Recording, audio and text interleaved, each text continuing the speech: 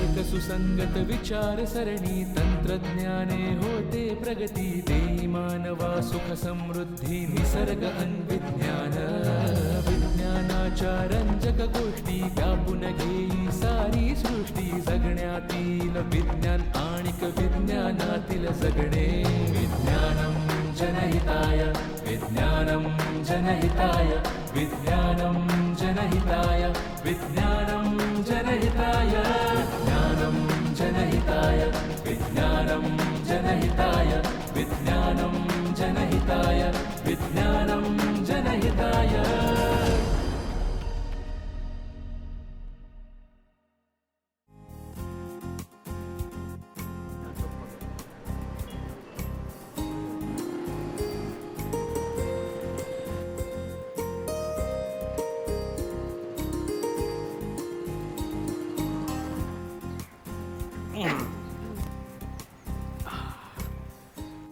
कुठे आलोय बरं आपण हे?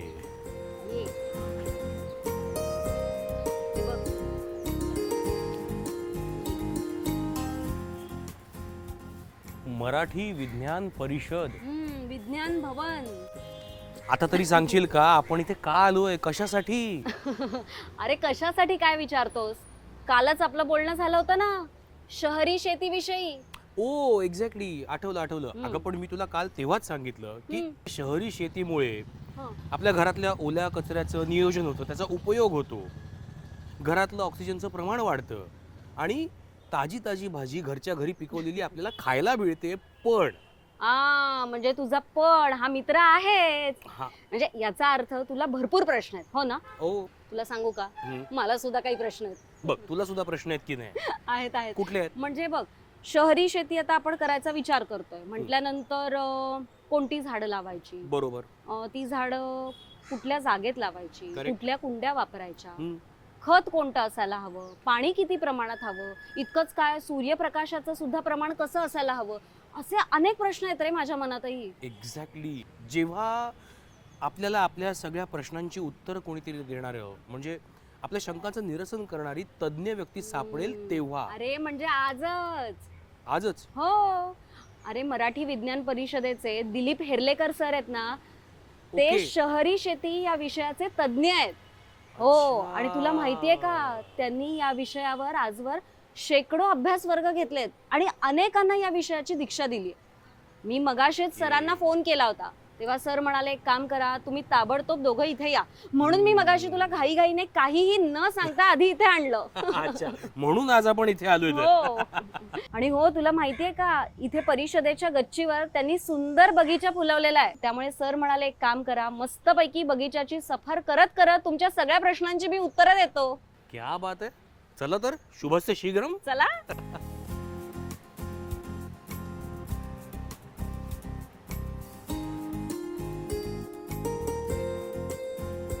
नमस्कार सर, येऊ?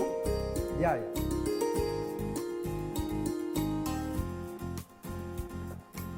नमस्कार सर, मी अनुश्री आणि हा माझा नवरा अक्षय. नमस्कार. शहरी शेती या विषयावरचा तुमचा लेख मी मध्यंतरी वाचला होता आणि मला तो लेख खूप आवडला. आता आम्हाला सुद्धा आमच्या मुंबईच्या राहत्या घरी शेती करायची आहे आणि त्या संदर्भात आम्हाला खूप प्रश्न आहेत, म्हणून म्हटलं थेट तुम्हालाच येऊन भेटावं. चांगला विचार आहे. आपण याच्यामध्ये अधिक माहिती घेऊ शकतो. हो, मी पहिला प्रश्न विचारतो तुम्हाला की शहरी शेती करताना शेतीसाठी ज्या आवश्यक गोष्टी असतात त्या आणायच्या कुठून? म्हणजे गावाकडे शेती करताना मुबलक जमीन हवी, पाणी हवं, सूर्यप्रकाश हवा आणि सगळ्यात आवश्यक म्हणजे भरपूर वेळ हाताशी हवा. आता शहरात शेती करायची आणि त्यातूनही मुंबई सारख्या शहरात, म्हणजे ह्या सगळ्या गोष्टी आणायच्या कुठून? फार दुर्मिळ गोष्टी आहेत ना या. पहिल्याच्या मधला भाग आहे, आपण एक एक मुद्दा घेऊ याच्यातला. येस. पहिला जो आहे तो क्षेत्रफळाचा मुद्दा आहे. एवढ्या मोठ्या प्रमाणात जमीन आपल्याला कुठच्या शहरात मिळणार नाही, मुंबईत तर नाहीच नाही, कारण त्याला खूप पैसे पडतील. बरोबर. परंतु गावाकडचं घर जसं असतं आपलं, तसं खूप मोठं घर आहे आणि इकडे येतो तेव्हा चौरस फुटातलं घर आहे शहरामध्ये. आणि इथे आपण त्या सगळ्या सोयी आपल्याला ज्या पाहिजे त्या करून घेऊ शकतो. तशीच शेती जी आपण करतोय शहरात, ती 4 फुटातली शेती आहे. आणि याचा संबंध आपण घरात जो कचरा निर्माण होतो त्याच्याशी जोडला आहे. आणि त्यामुळे आपल्या घरामध्ये 4-5 सदस्य असतात आणि त्यावेळेला ते जे कुटुंब आहे त्याच्यातला निर्माण होणारा कचरा आहे तो आपल्याला वापरायचा आहे. तर तो वापरायचा असेल तर आपल्याला किती झाडं लावायला लागतात? 6 ते 8 झाडं लावायला लागतात आणि त्याच्याकरता लागणारी जी जमीन आहे ती जागा आहे ती 20 ते 25 चौरस फूट आहे. त्यामुळे ही आपण घर जसं चौरस फुटातलं आहे तसं शहरी शेती ही चौरस फुटातली शेती आहे असं आपण म्हणू शकतो. त्यामुळे जागेचा जो प्रश्न आहे तो या पद्धतीने आपण सोडवलेला आहे. अच्छा. त्याच्याच बरोबर एवढ्याच चौरस फुटामध्ये आणि 10 झाडं किंवा 8 झाडं आपण लावणार आहोत त्यावेळेला याच्याकरता लागणारा जो वेळ आहे तोही मर्यादित आहे. आणि शहरामध्ये हे काम करताना आपल्याला 10 मिनिटं किंवा अर्धा तास इतकाच वेळ लागतो. बरं सर, आता तुम्ही सूर्यप्रकाशाबद्दल म्हणालात. शहरातली आपली घरं म्हणजे अगदीच लहान, तर झाडांना आवश्यक असणारा सूर्यप्रकाश त्यात कुठून आणायचा? बरोबर. आपल्याला जर का इमारतीची गच्ची वापरायला मिळाली तर उत्तम आहे, परंतु आपण सोसायटीत राहतो त्यावेळेला गच्ची सहजी कोणी वापरू देत नाही. बरोबर. परंतु तरी बाल्कनी आहे, खिडक्याची ग्रिल आहे, की इमारतीच्या बाजूची जी जागा आहे जिथे सूर्यप्रकाश मिळत असेल या ठिकाणी आपण करू शकतो. आणि सूर्यप्रकाश गच्चीवर जो मिळतो तो 8 ते 10 तास मिळतो आणि बाल्कनीमध्ये किंवा ग्रिलमध्ये मिळतो तो 4 ते 5 तास मिळतो. तर त्या ह्याच्यामध्ये फक्त एवढाच फरक होतो की बाल्कनीमध्ये तुमचं उत्पादन गच्चीपेक्षा कमी येतं. कारण आपल्याला जे माहिती आहे आपण प्राथमिक शाळेत शिकलो ते की सूर्यप्रकाशात वनस्पती अन्न बनवतात. बरोबर. तर त्यावेळेला 8 तास अन्न बनवणार आणि 4 तास अन्न बनवणार याच्यामध्ये नक्की फरक येतो. आणि ज्या वनस्पतीपासून आपण फुलं घेतो, फळं घेतो, भाजी घेतो ते सगळं उत्पादन देणारे वनस्पती आहे त्याला सूर्यप्रकाश हा पाहिजेच. आता ही झाडं लावायची असतील आपल्याला तर त्यांच्यासाठी आवश्यक जे काही बी बियाणं असेल ते आपल्याला शहरात कुठे मिळेल? मुंबईमध्ये तुम्ही भाजीपाल्याचं बियाणं आणणार असाल तर राणीच्या बागेजवळ दुकान आहे, तिथून आपण आणू शकतो. म्हणजे भायखळ्याचं वीरमाता जिजाबाई भोसले बरोबर, उद्यान. बरोबर. अच्छा, ओके. आणि त्याच्याऐवजी तुम्ही जर का फुलाची किंवा याची फळाची हे करणार असाल तर त्याची कलमही तिथे मिळू शकतात. बरोबर. आणि फुलाच्या आणि फळाच्या बाबतीत आपण कलम घेऊनच लागवड करावी, कारण त्याचा नाही तर थांबायचा कालावधी खूप जास्ती असतो. पण आम्ही जेव्हा हे काम करायला सांगतो तेव्हा भाजीपाल्यापासून सुरुवात करा असं सांगतो, कारण ही कमी कालावधीची पिकं आहेत. पण सर, शहरी शेती करत असताना कोणती झाडं लावायला हवीत? आता ह्याच्यामध्ये फुलं तुम्ही सगळ्या प्रकारची लावू शकता, फांदी किंवा ह्याच्यापासून कलमापासून. आणि नाही तर फळाच्या बाबतीतही तुम्ही कलम लावू शकता. फक्त भाजीला, फुलाला, फळाला जरा गरजा त्याच्या वेगळ्या आहेत. फुलं फळं सगळी वर्षभर झाडं आपल्याकडे असतात, त्यामुळे त्याची आपली गरज जास्ती आहे. तर त्याच्याकरता आपण वेगळ्या पद्धतीत लक्षात घेतो. सगळ्या भाज्या मगाशी मी सांगितलं तसं कमी कालावधीची असल्यामुळे छोट्या कुंडीमध्ये किंवा पिशवीमध्ये आपण लावू शकतो. आणि याच्याकरता मग आपल्याला फुलाला जर पाहिजे असेल तर त्यापेक्षा मोठी हे लागते, त्याच्यानंतर फळाला त्याच्यापेक्षाही मोठे लागतं. म्हणजे भाजीला आपल्याला 25 सेंटीमीटर उंचीची पिशवी किंवा कुंडी पुरते. फुलाला जर गेलो आपण तर 40 सेंटीमीटर उंची लागते, फळाला गेलो तर 60 सेंटीमीटर उंची लागते. आणि याच्यामध्ये व्यासामध्येही फरक आहे. फुलाच्या करता 25 सेंटीमीटर व्यास पाहिजे, फळाच्या करता एक 35 ते 40 सेंटीमीटर व्यास पाहिजे. म्हणजे त्याप्रमाणे ते भांडं आपल्याला मोठं घ्यावं लागतं. जेव्हा हे शहरी शेतीच्या पद्धतीने काम करतो त्यावेळेला मातीची कुंडी अजिबात वापरत नाही, सिरॅमिकची ह्याला उपयोग नाही. आपण प्लास्टिकची कुंडी किंवा प्लास्टिकचे डबे, खोके अशा पद्धतीचं कंटेनर वापरतो. आणि त्याचा वापर कसा करायचा ते आपण गच्चीवर जाऊ त्यावेळेला सगळं याचं शंकेचं तुमच्या निराकरण होईल.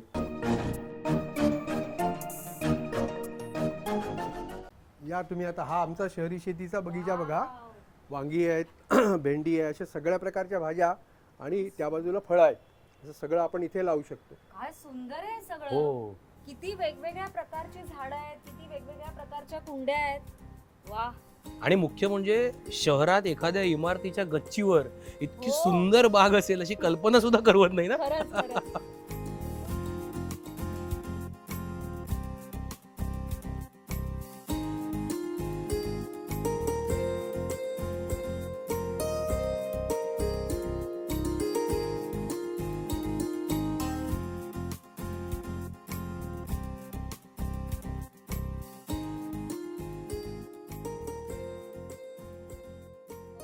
आता आपण वेगवेगळ्या झाडांसाठी जी माती वापरतो तर ती माती कोणतीही वापरली तरी चालेल का? काय असतं याच्यामध्ये?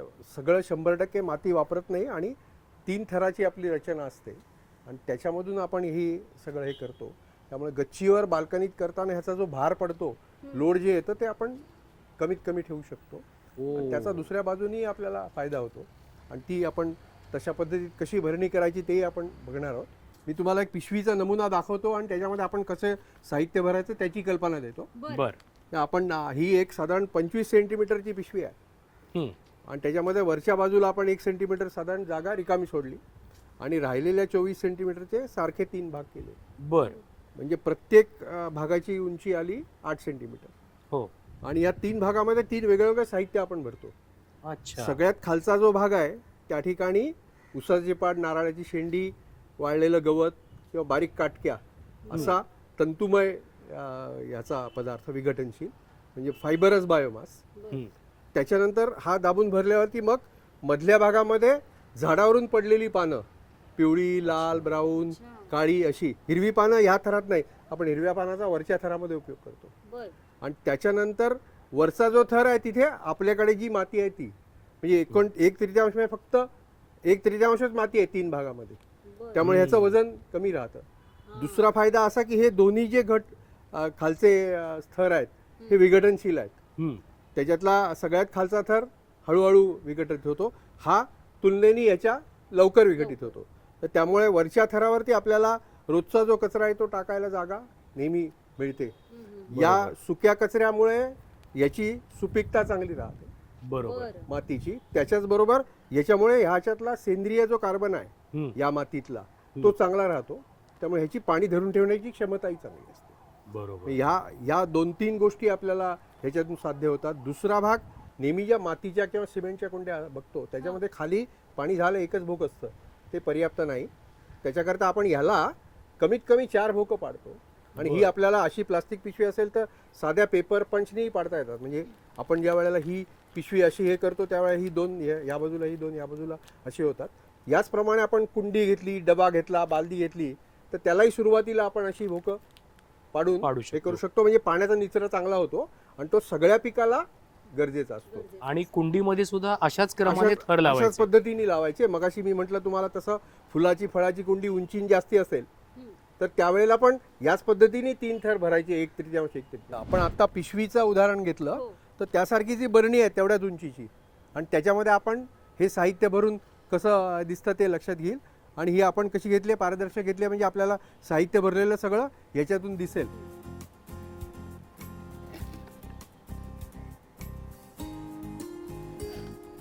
पानांचं हे बघ. हे दोन्ही थर आपल्याला दाबून भरायला लागतात. ह्याच्यामध्ये पोकळी असेल तर ती कमी करावी लागते.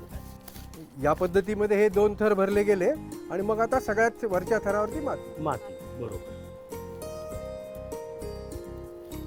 मग आपण याच्यामध्ये नंतर आता पाणी घालू. बरोबर.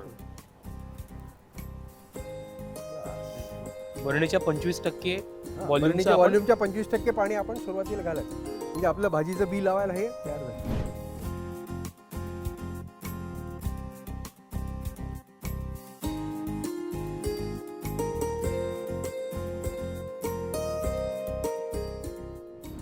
आता आपण मगाशी चर्चा केली त्याप्रमाणे अशा पद्धतीची छोटी पाकिटे बियाणाची मिळतात जी आपण घरगुती लागवडी करता वापरू शकतो.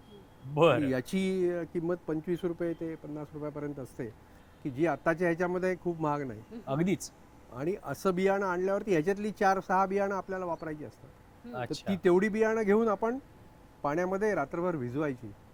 आपण आज ती मगाशी जसं बघितली तशी पिशवी किंवा कुंडी भरली, त्याच्यात पाणी घालून ठेवलं तर संध्याकाळी हे बियाणं आणायचं आणि रात्रभर हे पाण्यात भिजवून ठेवायचं. कारण असं जरी बियाणं असलं तरी याच्यावरती ते लिहिलेलं असतं त्यांचं की याची उगवण शक्ती 70 ते 80% आहे. अच्छा. याचा अर्थ काही याच्यातल्या बिया उगवून येणार नाहीयेत.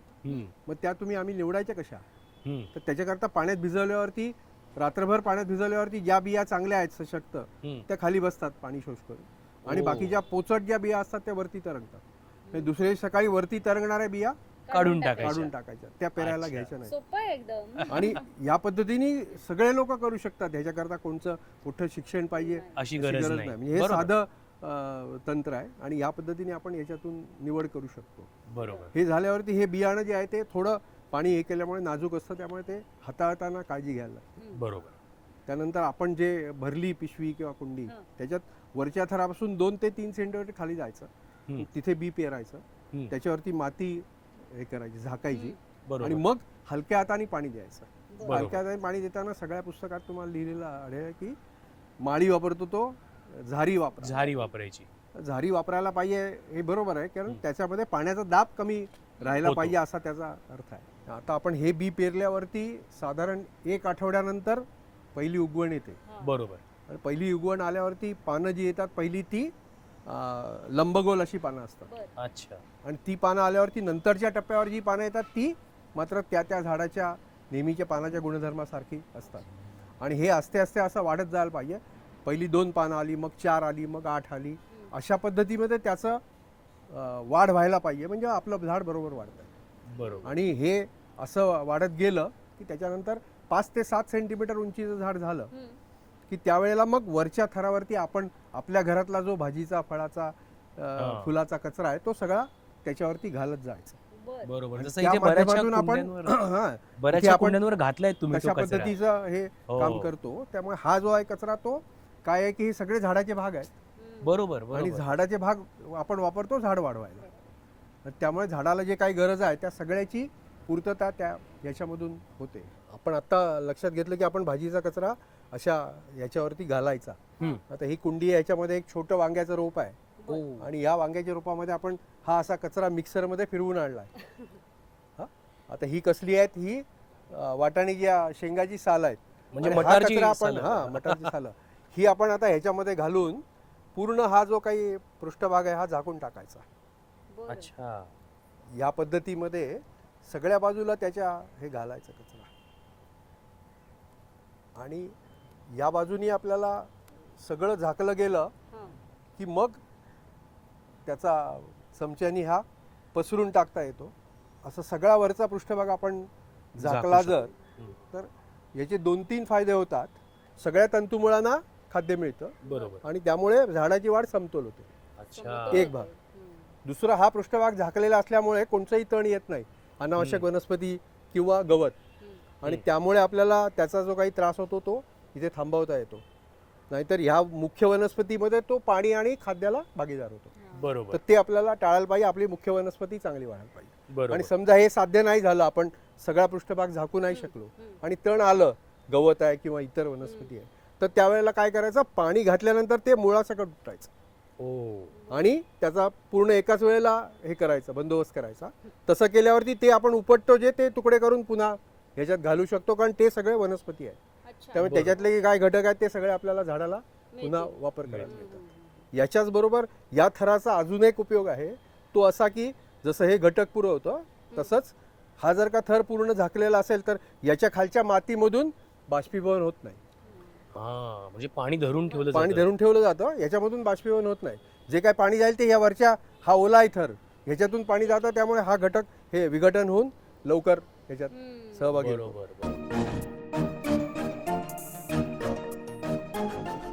आता आपण इतकी झाडं जर लावायचं म्हटलं तर ह्या सगळ्या झाडांना पाणी खूप लागत असेल ना? बरोबर. पाण्याच्या बाबतीत एक मोठा गैरसमज आहे, सगळ्या झाडांना खूप पाणी लागतं. आणि या विषयामध्ये अभ्यास केलेली जी संस्था आहे वाल्मी म्हणून औरंगाबादची, त्यांनी केलेल्या अभ्यासाप्रमाणे 1 किलो तांदूळ पिकवायला 5000 लिटर पाणी लागतं. 1 किलो साखर पिकवायला 3500 लिटर पाणी लागतं. बापरे. 1 किलो गव्हाला 2600 लिटर लागतं आणि 1 किलो ज्वारीला 1300 लिटर लागतं. म्हणजे तांदूळापेक्षा गव्हाला निम्म आहे, गव्हापेक्षा अजून ज्वारी निम्म आहे. याच्यावरून आपल्याला काय लक्षात येतं की वेगवेगळ्या झाडाची पाण्याची गरज वेगळी आहे आणि त्या पद्धतीने आपण पाणी घालायला लागतं. आपल्याकडे पाणी जास्ती मागणारी पिकं 3च आहेत. एक आहे ऊस, दुसरे केळी आणि तिसरं आहे तांदूळ. याच्या व्यतिरिक्त बाकीचे सगळे आहे ना खूप कमी पाण्यामध्ये काम होतं. डाळी, कडधान्य ज्याला चांगला भाव आहे त्यालाही खूप पाणी कमी लागतं. आणि डाळी, कडधान्य द्विदल धान्य असल्यामुळे मातीचं नायट्रोजन फिक्सेशनचं कामही त्याच्यात होतं. पावसाळा असेल आणि अशी ओपन एअरला आपली झाडं असतील तर पाऊस चालू असताना पाणी नाही घालत, गरजच नाही. हो. पण पाऊस जर थांबला, 8 दिवस पावसाने विश्रांती घेतली तर त्यावेळेला आपल्याला पाणी घालायला पाहिजे. बरोबर. मग हे कसं समजायचं, तर त्याच्याकरता आपण एक साधी टेस्ट डेव्हलप केली आहे. आपली जी कुंडी किंवा असेल त्याच्या वरच्या पृष्ठभागावर असं बोट टेकवायचं आणि आपल्या बोटाला माती चिकटता नाही कामा, पण ओलसरपणा लागला पाहिजे. हे जर असेल तर पाणी पर्याप्त आहे. त्या ह्याच्यामध्ये. ह्याला जर माती चिकटली तर अजून 1 दिवस तुम्ही पाणी न घालता पुढे जाऊ शकता. ओके. आणि जर कोरडेपणा लागला तर पाणी घातलं पाहिजे. अच्छा. आणि हा निकष आपण सगळ्या ठिकाणी सगळ्या वर्षभर वापरू वापरू शकतो. किती सोपं आहे हे. trick आहे एकदम. आणि याच्यातून मग आपण पुढे जातो तर पावसाळ्यानंतर येतो तर हिवाळा. हम्म, त्यावेळेला तापमान कमी असतं, त्यामुळे बाष्पीभवनाचा वेग कमी असतो. बरोबर. तर बाष्पीभवनाचा वेग कमी असल्यामुळे आपण सरासरी पाणी एकदा घालून पुरतो. हे उन्हाळ्यामध्ये गेल्यावरती एकदा घालून नाही पुरत, त्यावेळेला आपल्याला 2दा घालायला लागतं, कारण बाष्पीभवनाचा वेग वाढतो तापमान वाढल्याप्रमाणे.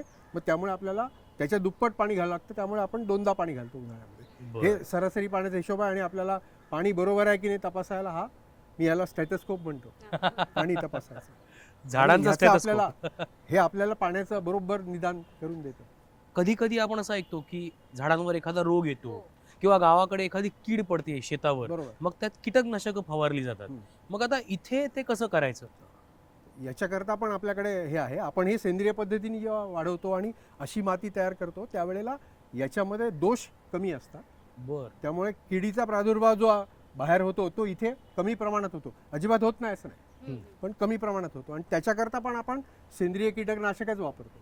अच्छा. आणि ती स्वस्त आहेत, उपयुक्त आहेत आणि आपल्या आवाक्यामध्ये आहेत. याच्यासारखंच सगळे बुरशीजन्य जे काही त्रास आहेत त्याच्यावरती चांगला उपाय आहे तर कडुनिंब.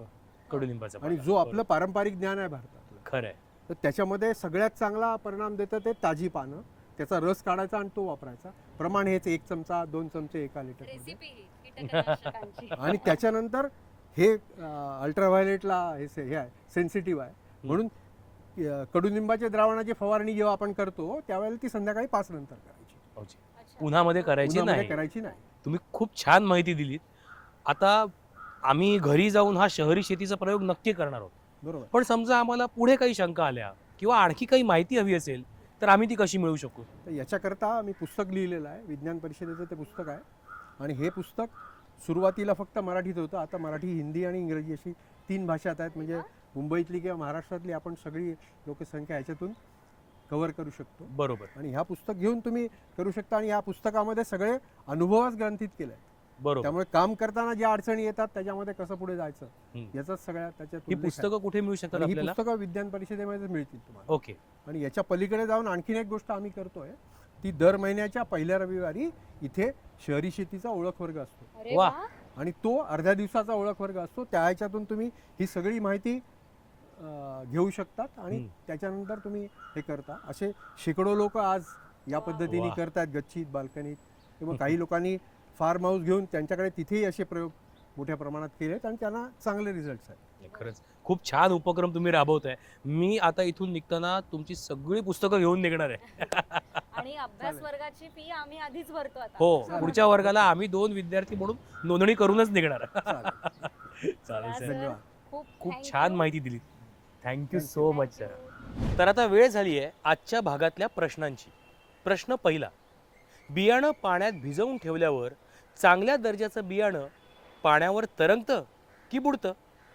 आणि दुसरा प्रश्न: कडुनिंबाच्या द्रावणाची फवारणी करण्याची योग्य वेळ कोणती? मंडळी, बघत रहा विज्ञानम जनहिताय, फक्त आपल्या सह्याद्री वाहिनीवर. आणि आता मागच्या भागातल्या प्रश्नांची उत्तरं.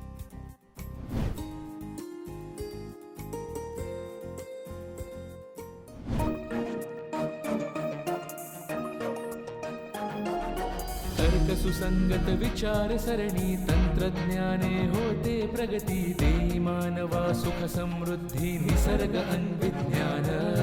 विज्ञानाच्या रंजक गोष्टी व्यापून घेई सारी सृष्टी. जगण्यातील विज्ञान आणिक विज्ञानातील जगणे.